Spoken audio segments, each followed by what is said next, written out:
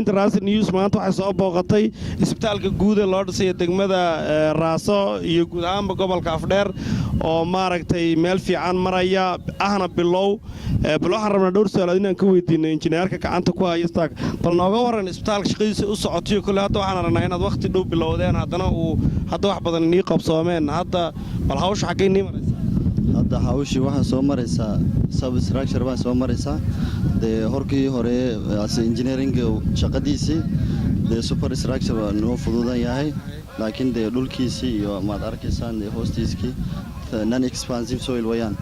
maadaama non expansive hadduu socdo footing pad haggaas maad aragtay 2 mitir baan hoos soo qodnay arrintaas baa in yar dib noo soo dhacday mooyaane hadda kadib superstructure shaqadiisii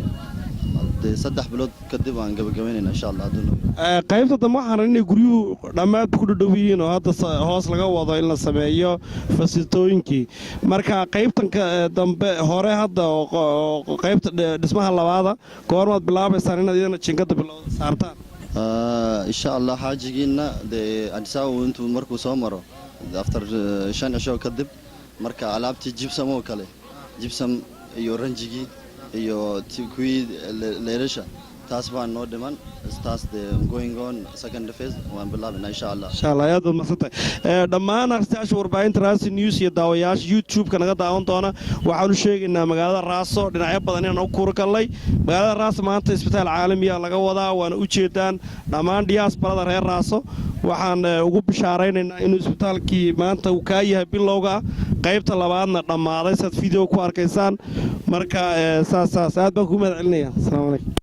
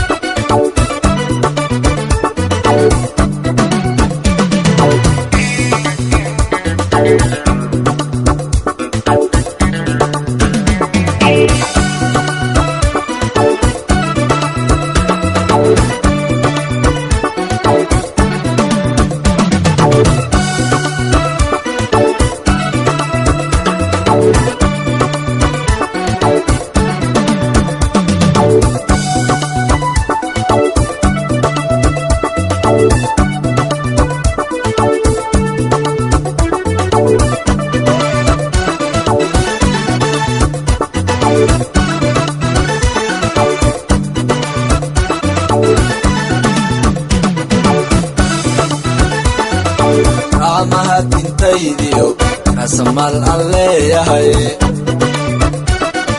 siduu reestori yahay ashaqal la iiraray riqaybeke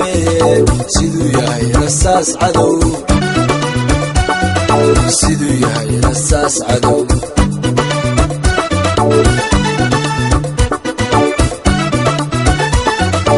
raamaha dintay